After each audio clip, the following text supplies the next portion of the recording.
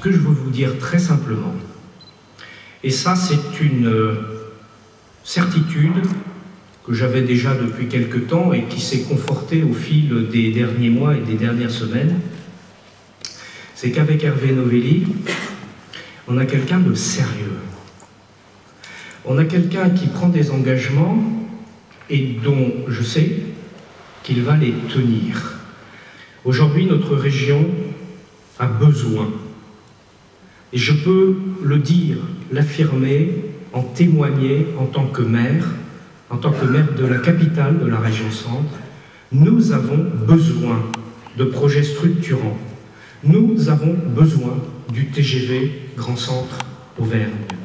Nous avons besoin de développer la recherche, l'innovation, l'enseignement supérieur. On a fondamentalement besoin d'être ensemble. Moi, dans le département du Loiret, ce qui s'est passé depuis 12 ans, malgré les promesses qui ont été faites, rien.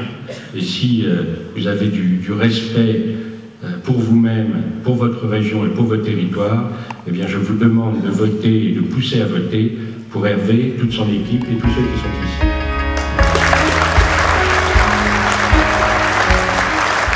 En fait, c'est un état des lieux catastrophique. Catastrophique, je m'engage, je me suis engagé et je m'engagerai jusqu'au dernier jour avec toute mon énergie, toute ma détermination. Et pourquoi je le fais? Il y a bien sûr la perspective d'une victoire politique, mais ça n'est pas cela qui m'a guidé lorsque j'ai choisi d'être candidat à la présidence de la région Centre. Ce qui m'a guidé, c'est le sentiment, la conviction que nous ne pouvons pas continuer ainsi et qu'il faut à un moment prendre ses responsabilités. Nous ne pouvons pas continuer à avoir une région qui se délite devant nous, une région qui rejoint peu à peu les profondeurs du classement des régions françaises. Institution régionale sans âme, sans couleur, sans ambition, sans projet, sans leadership. Bref, une région qui n'est absolument pas en phase avec l'idée et la réalité de ce que sont nos territoires. 12 ans. 12 ans pour quoi faire? Augmenter les impôts le lendemain de son élection, en 2005, alors qu'on avait prévu et prédit qu'on ne les augmenterait pas en 2004. Beau parjure, bel engagement au bout d'un an. 3 chiffres qui scellent l'échec définitif de cette majorité. Lorsque notre région est 18e sur 22 de toutes les régions métropolitaines en matière d'évolution de l'emploi entre 2008 et 2009.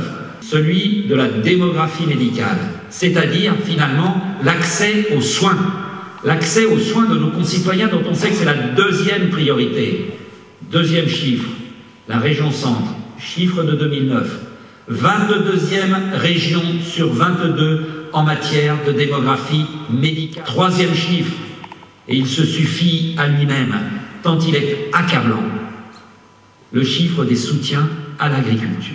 22e sur 22 en matière de soutien à l'agriculture. D'abord, j'ai annoncé, il y a plusieurs mois, que je nouerais un dialogue particulier avec nos agriculteurs. J'ai voulu leur dire, la région sera présente avec vous.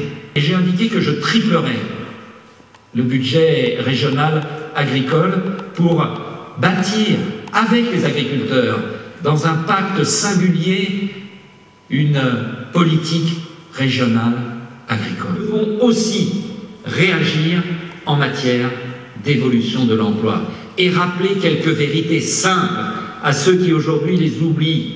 L'emploi se crée là où il y a des entreprises, là où il y a des activités économiques qui permettent de financer ces emplois et de financer ces emplois par la croissance et non par les impôts.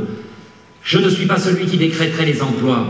J'ai écouté l'autre jour le révérend Père Bonneau qui nous faisait une litanie des emplois qu'il avait créés. Et je créerai 1200 emplois tremplin, et je créerai 1500 emplois machin, et je créerai 3200 emplois truc.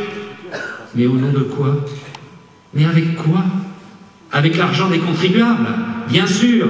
Moi, ce que je souhaite, c'est créer les conditions de ce qu'on appelle la nouvelle croissance. La nouvelle croissance, c'est quoi? C'est la croissance économique qui reviendra au sortir de la crise et dont on voit déjà que la croissance revient. Et cette croissance économique, elle sera augmentée de la valeur ajoutée que nous y mettrons tous ensemble. C'est cela la nouvelle croissance. La nouvelle croissance, elle se nourrira aussi bien des économies plus traditionnelles comme l'agriculture ou comme l'industrie, mais elle se nourrira aussi de tout ce que nous allons faire pour favoriser cette valeur ajoutée, les éco-industries. Ces nouvelles industries qui vont naître d'une meilleure coopération avec les agences de l'État dont je parlais tout à l'heure et qui sont ignorées par la région centre actuellement. Elles vont procurer un surcroît de croissance et il faut faire de la région centre une terre d'innovation. Il y a tout un esprit de système, un esprit de caste, une sorte de région forteresse assiégée par rapport à l'idée de la région ouverte, au partenariat que nous mettrons en œuvre si nous sommes élus. Je remettrai à plat la convention qui nous lie à la SNCF. Et pourquoi est-ce que nous ne sommes pas satisfaits aujourd'hui de cette convention? Je vous le dis, c'est parce que celui qui l'a négociée et celui qui l'a signée était un membre éminent du Parti communiste français, plus proche des cheminots de la CGT que des intérêts de la région centre. Et c'est cela aussi que je mets en accusation. Moi, je vous le dis, il y a quelque chose de profondément hypocrite aujourd'hui.